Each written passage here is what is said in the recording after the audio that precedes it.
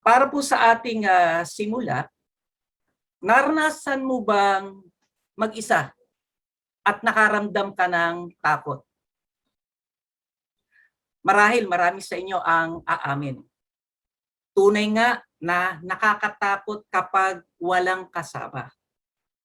Kaya ang mensahe na ibibigay ng Panginoon sa atin ngayon ay God will never leave you.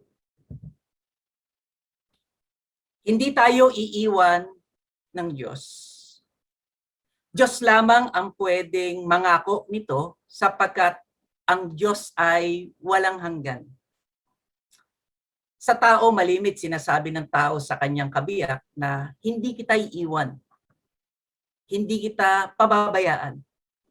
Pero pag sila ay nagkaroon na ng edad, ay hindi na po nagagawa ito dahil hindi na kaya ng katawan. Subalit ang Diyos ay makapangyarihan, hindi siya nagbabago, kaya kanyang tulungan, kaya kanyang samahan hanggang sa kabilang buhay. Hayaan po natin na muling mangusap ang Diyos sa bawat isa at bigyan tayo ng kapayapaan sa ating mapapakinggan. Tignan po natin kung ano-ano ang maasahan mo kung hindi ka iiwan ng Panginoon. Kasama mo ang Diyos at hindi ka niya iiwan. Kahit na anong mangyari, hindi ka iiwan ng Diyos at wag po natin ito kakalimutan. Ito ang unang maasahan natin sa ating Panginoon. Pangungunahan ka ng Diyos na makikita natin sa talatang 3. Ang sabi rito, ang Diyos ninyong si Yahweh mismo ang mangunguna sa inyo. Wala tayong magagawa kung hiwalay tayo sa Panginoon.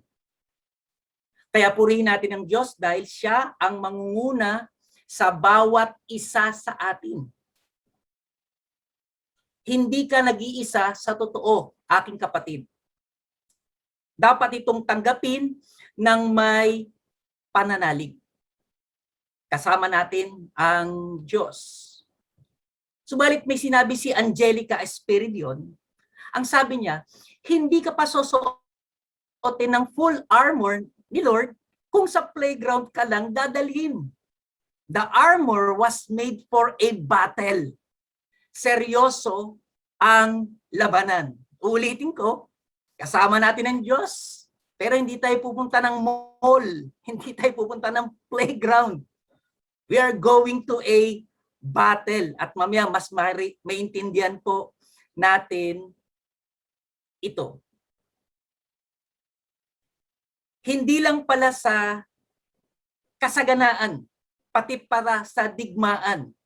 Dapat nating malaman na tayo ay pangungunahan ng Diyos. Ilang mensahe na po ang inyong narinig mula sa pagdidisipulo. At ngayong umaga, sa oras na ito, itinuturo sa atin, kasama natin ang Diyos. Hindi sarap dahil meron tayong kakaharaping mga digmaan ng buhay. Sabi ni Woodrow Kroll, after you attack your enemy, is no time to assess your ability to win the battle. Just be serious in fighting the battle. Yes, God is with us. God is for us. The battle is for the Lord. Pero let's do our part. Gampanan pa rin natin ang ating tukulin. At what is that? Magtapat tayo sa Panginoon. Hindi tayo iwan ng Panginoon. Huwag din naman natin iwan ang Panginoon, mga kapatid. Huwag natin siyang iwan. Dahil hindi tayo iniiwan ng Panginoon. Tandaan po natin, dahil sa Diyos, tayo ay panalo ng lubos. Dapat natin yang tanggapin at panaligan. Marahil may inalis na isang bagay ang Diyos sa iyo, pero hindi kanya pababayaan at hindi ito papalitan. Yan ang katotohanan dahil gusto niyang pangunahan tayo at turuan. Hindi sasayangin ng Diyos ang anuman na ating pinagdadaanan, anuman po yan. Gagamitin ito ng Diyos para sa isang karanasan at handa tayo kung saan nais niyang dalhin tayo bilang isang Kristiyano, isang disipulo na makapagbibigay ng karangalan sa ating Diyos. Ang pangalawa, mabilis po itong ating mensahe sa umagang ito.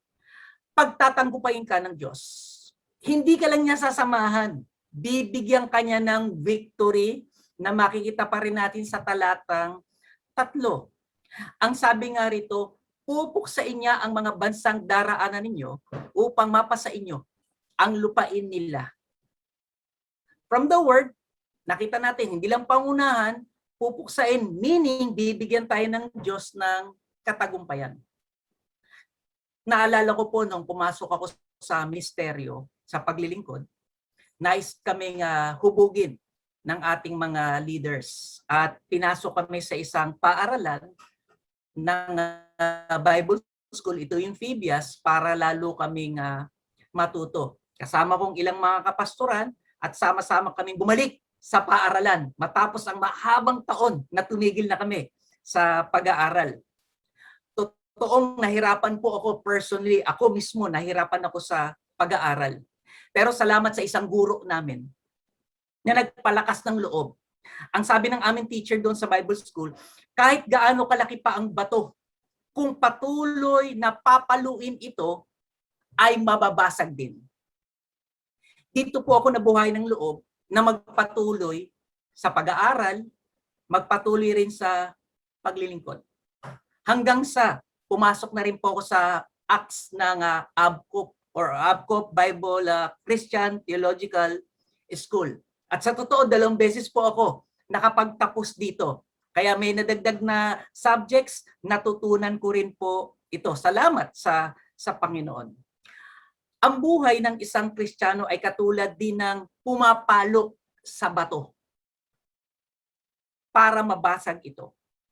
Subalit, talagang matagal mabasag ito at halos minsan pinanghihinaan na tayo ng loob dahil hindi ata talaga mababasag ang napakalaking bato.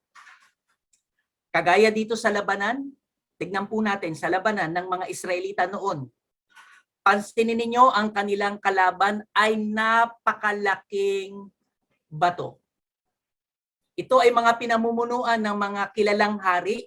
Makita nyo sa talatang 4, si Haring Sihon at Og, ito yung mga malalaking bansa, mga makapangyarihang bansa, napakalaking bato. Pero dahil sa pagsunod ng mga Israelita, gaano man kaliit ang kanilang grupo, gaano man kaliit ang kanilang bayan, sila po ay nagtagumpay sapagkat nagpatuloy sila sa pagsunod sa ating Panginoon. Parang isang napakalaking bato, pero ang sabi ng Diyos, pagtatagumpayin ko kayo. Yan po ang pangako ng Diyos sa talatang 3 hanggang 5. Hayaan niyo pong basahin ko para sa inyo. Ang Diyos ninyong si Yahweh mismo ang mangunguna sa inyo. Pupuksain niya ang mga bansang daraanan ninyo upang mapasa inyo ang lupain nila. Si Josue ang inyong magiging pinuno gaya ng sinabi ni Yahweh. Ang mga bansang iyon ay lilipulin ni Yahweh tulad ng ginawa niya sa mga haring Amoreo na sina Sihon at Og at sa kanilang kaharian. Sila'y ipapabihag ni Yahweh sa inyo at gagawin naman ninyo sa kanila ang sinabi ko sa inyo. Pupuksain, lilipulin, at bibihagin ang mga kalaban. Bakit po ito mangyayari? Dahil ang sabi sa Romans 8:31, at ito yung inawit kanina sa atin. What then shall we say in response to these things? And what is that? If God is for us, who can be against us? Kung alam lang talaga natin na ang Diyos ay kasama natin, sino ba talaga ang pwedeng tumalo sa atin? Sino ba? Ano ba ang dapat pakiramdam natin kung ang Diyos ay tunay na kasama natin? Sabi din sa Isaiah 54:7, nothing can defeat you, brother, sister, because God is with you. Amen po ba?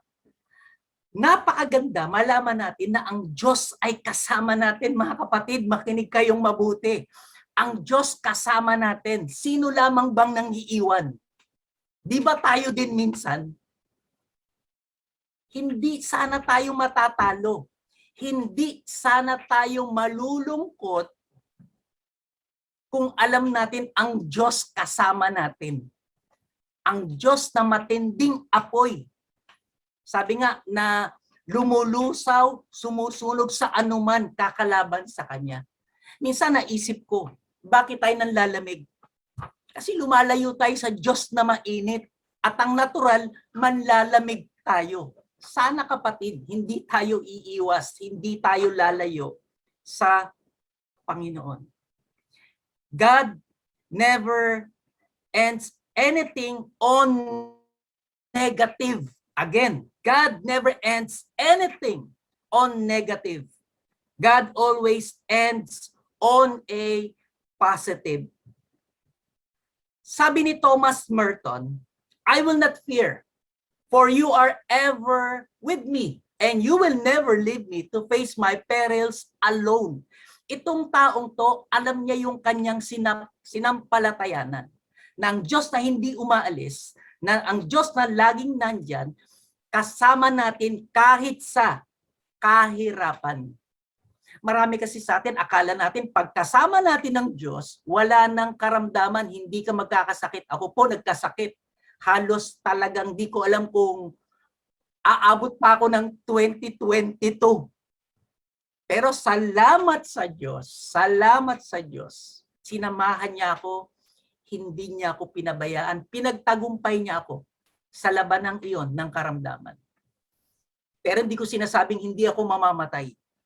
Tatanda rin po ako at lilisan ko rin ang mundong ito. Pero itong totoo, dahil kasama ko ang Diyos, aakayin din ako ng Diyos papunta sa Kanyang kaharian. We conquer by continuing. Again, tayo ay magtatagumpay kung tayo ay magpapatuloy. Hindi po dapat patigil-tigil mga kapatid o pawala-wala. At ito minsan sinasabi ko, sana nawala lang eh.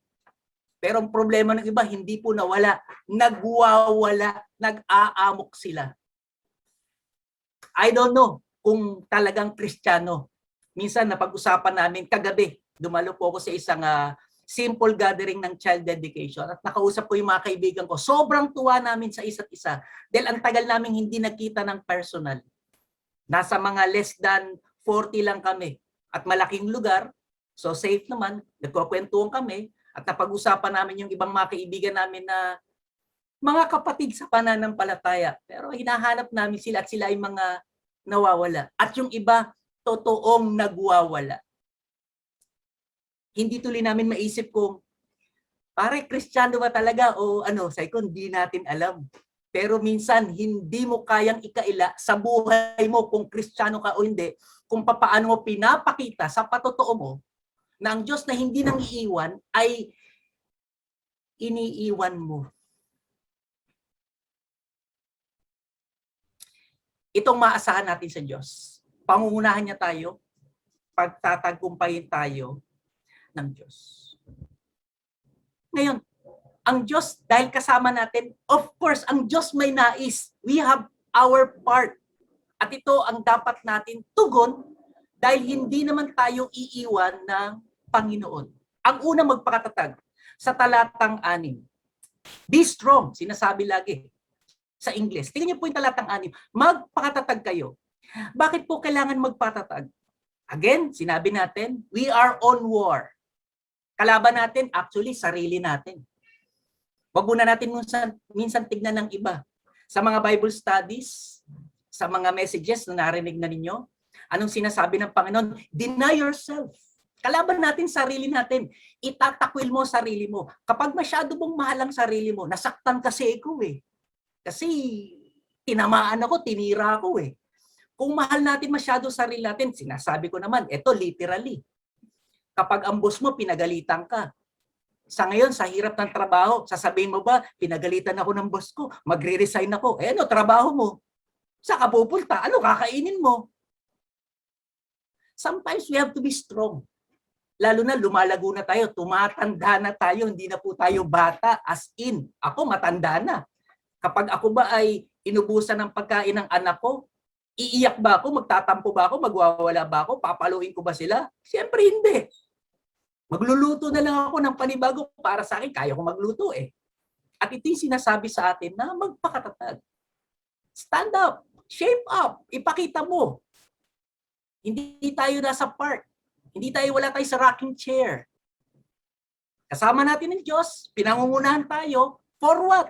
Para pagtagumpayan. At anong kailangan? Magpakatatag ka. Again, hindi ka tatatag, hindi ka mananalo kung bibigay ka. Sure winning na po tayo eh. Kaya dapat makita natin yan. At itong unang-unang dapat natin gawin is magpakatatag. Dahil hindi natin magagawa ang kasunod, kung hindi po tayo tatatag, meron pang dalawang kasunod tayong makikita. Sabi nga ni Jefferson, as Christian, God doesn't promise us, listen, an easy life. Yan ang hindi natin napapansin. Akala natin pag Kristiyano, sarap buhay, kuyakoy, yaman, sarap pagkain.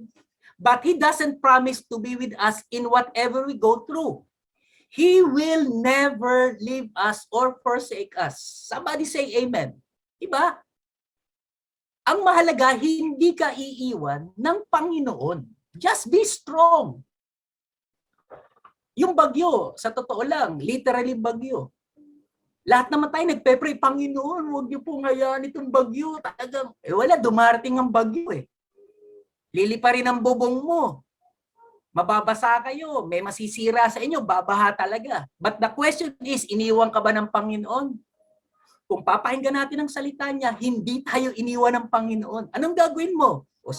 Simulan mo na magwalis dahil pumasok ang putik. Ilabas mo na yung mga nasira dyan. Iba naman dyan, basura na talaga. Ilabas mo na yan. At huwag ka magtatampo. Isipin mo, buhay ako, kasama ko kasi ang Diyos. God doesn't promise us an easy life. Tandaan po natin yan. Isaiah, may sinabi si Isaiah, chapter 41, verse 10. Ito po ay NASB version. Sabi ng Diyos, do not fear, for I am with you. Do not be afraid, for I am your God, the awesome God, the powerful God. I will strengthen you. I will also help you. I will also uphold you with my righteous hand. Sa FB, gustong-gusto natin yung hand, yung strong, di ba? At ito ang gagawin sa atin ng Diyos. Ang sarap kung kasama mo ang Diyos at ganito ang gagawin sa'yo. Kaya mga kapatid, sana po iniisip natin, huwag tayong nagpapabaya. Christians to be getting stronger and stronger and stronger, not weaker and weaker and weaker hanggang sa mamatay tayo, mawala tayo. If you are really a Christian, again, I say, the scriptures say, God is with you. God will never leave you nor forsake you. Kahit nagkakamali tayo. The important is, nagpapatuloy po tayo sa Panginoon. Isang pangako ng Diyos na matutupad kung hindi tayo magiging makupad, kundi tapat at magpapakatatag. Ang pangalawa, hindi lang tayo dapat magpakatatag, magpakalakas ng loob. Parang magkakapareho, no? Pero tignan natin talata, pinaghiwa-hiwalay ito ng Panginoon. Hindi ka lang magpapakatatag kayo, lakasan nyo rin ang inyong loob. Normally tayo, pinanghihinaan talaga ng loob. Totoo naman yan, lalo na kapag paiiralin natin ang ating mga physical eye without using our spiritual eye. Sa mga Bible reading natin, itong mga nakalipas, nakita natin yung alalay ng isang propeta. Sabi niya, naku, ang daming kalaban, napapalibutan na tayo, patay na tayo, yari na tayo sigurado. Sabi ng propeta, Diyos ko, Diyos ko, imulat mo ang mata ng kasama ko at makita niya na mas marami ang kakampi namin. At ganitong ginawa ng Diyos, minulat ang kanyang mata, nakita niya ang daming karwahing apoy na nasa paligid ng mga kalaban. Mas marami pa sa kalaban. At dito lumakas ang kanyang loob. Minsan tayo, ganyan ang nangyayari sa atin. Nalilimutan natin yung pananampalataya. Ano ba ang pananampalataya? Ang pananampalataya ay paniniwala sa isang bagay na hindi nakikita. Kagaya ng ating Diyos na kasama natin ngayon. Kasama natin siya. Nakikita mo ba siya? Hindi. Pero sabi niya, kasama natin siya at sa totoo, siya mismo ang sinasamba natin ngayon. Itong Diyos na kasama natin. Huwag po tayong panghinaan. Hindi po tayo iiwan ng ating Panginoon. Hindi kanya iniwan noon, lalo na hindi kanya iiwan ngayon. Hindi ka po niya pababayaan. Sabi nga sa awit 27:10, pakinggan niyo mga kapatid, tignan niyo mabuti itong screen natin. Iwanan man ako ng aking magulang. Ha?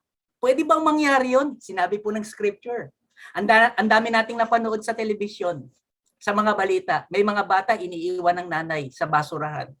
May namamatay, may nabubuhay. Ngayon, may unawaan natin, sinasabi ng scripture, ang sino mang magmahal sa magulang ng higit sa akin, hindi mo na, of course, hindi lahat ng magulang pabaya.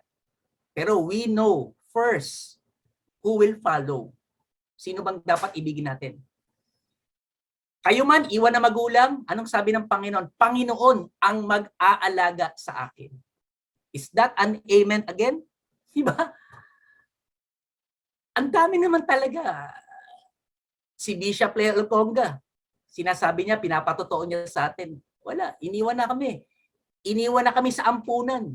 Ano nangyari kay Bishop? Napabayaan ba? Naging Bishop nga po siya eh. Dahil ang Diyos ang totoong nag-alaga sa kanya. Ito, alam na alam ni Bishop itong talatang ito. Ang Diyos ang nag-alaga sa kanya, kaya siya nasa isang maayos na buhay. At totoo, maganda ang kanyang ginawa. Naglingkod siya sa ating Panginoon. Totoo pala na mangyayari ito na kahit magulang ay iiwan ang anak. Pero ang Diyos, hindi ito gagawin sa atin. So be strong in the Lord. At ang panghuli, magpakatapang na makita pa rin natin sa talatang 6. Ang sabi rito, huwag kayong matakot sa kanila sapagkat sasamahan kayo ni Yahweh na inyong Diyos. Hindi niya kayo iwan ni pababayaan man. Ulitin ko, halos kung titignan po natin, para magkakapareho lang ito. Magpakatatag, magpakalakas ang loob, magpakatapang. Well, anong gustong ipakita ng Panginoon? 3 times niyang inulit. Sa Bible, napakahalaga yung 3 times. Si Pedro 3 times itinakwil ang Panginoon. Pero 3 times siyang tinanong, Peter, do you love me? Kayo kaya, tanungin ko rin, do you love the Lord? Huwag niyong iwan ang Panginoon. Pakita niyo, kasama niyo ang Panginoon, namumuhay kayo na hawak kamay ninyo ang Panginoon. Magpakatatag, magpakalakas ang loob, at magpakatapang. Kasi meron talagang totoong labanan. At yan ang narinig natin kanina. Hindi ka lalaban mag-isa, kapatid. Kasama mo ang Diyos. At yan po ang mensahe na paulit-ulit sinasabi sa atin ng Diyos. The Lord goes before you. He stands beside you.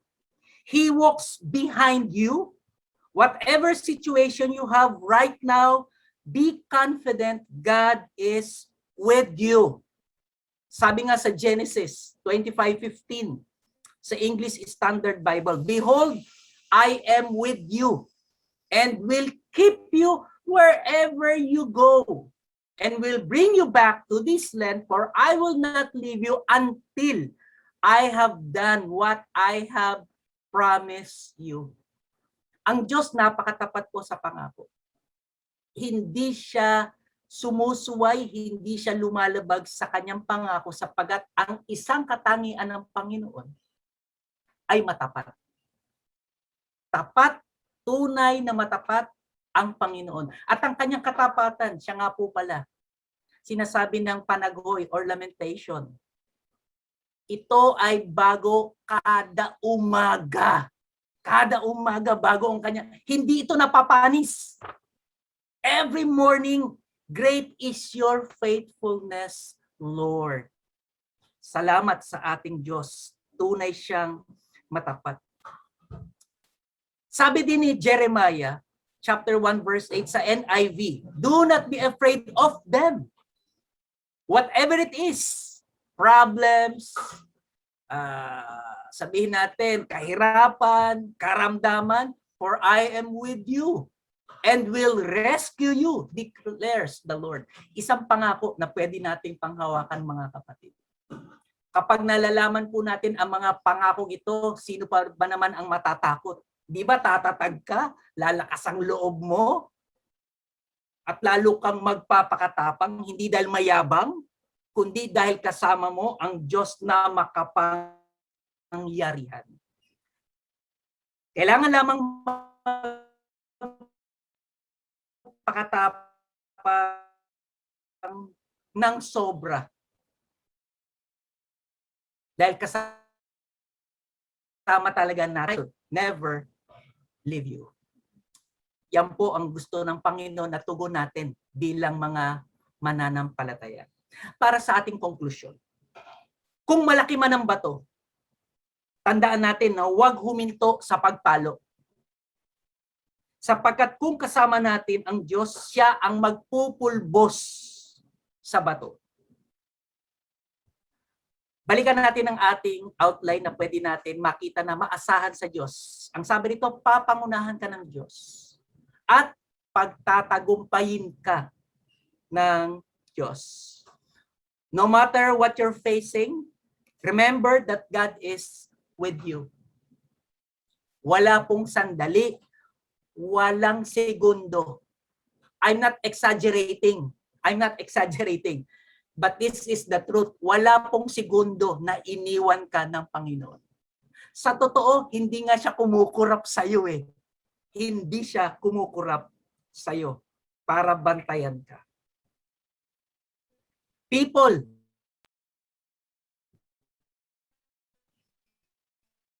may leave, never will. Sabi ni Charles Spurgeon, is it not an amazing fact that while others leave us and forsake us, that God never does? Ang dami nang iwan sa atin, pero ang Diyos hindi. Di bali mang iwan lahat. Wag lang ang Diyos. At yan ang dapat nating tandaan. Para sa ating aplikasyon, ano bang dapat nating gawin kung ito ang pangako sa atin ng Diyos? Matapos ninyong malaman na hindi tayo iiwan ng Diyos, hindi kayo iiwan ng Diyos, anong dapat nating gawin? Ito paalala niya, magpakatatag ka, magpakalakas ka ng loob, at magpakatapang ka. Naalala ko yung ating beauty queen, si Shamsi Supsup. May sinabi siya, when I walk with God. He's always with me. He never leaves me and will shine the light on me. Ang dami ng mga celebrity, mga kilalang tao na nagiging Kristiyano dahil binubuksan ng Diyos ang kanilang kaisipan. Tayo, bilang mga Kristiyano, binuksan din ng Diyos ang ating kaisipan. At pinakita niya ngayon sa umagang ito, hindi niya tayo iiwan kailanman. Nawa ang mga salitang ito ay magbigay sa inyo lalo ng panibagong sigla para magpatuloy. Ulitin ko, hindi tayo iiwan ng Panginoon. Kaya wag naman natin siyang iiwan. Pagpalain tayo at magandang araw po sa bawat isa sa inyo. Salamat po.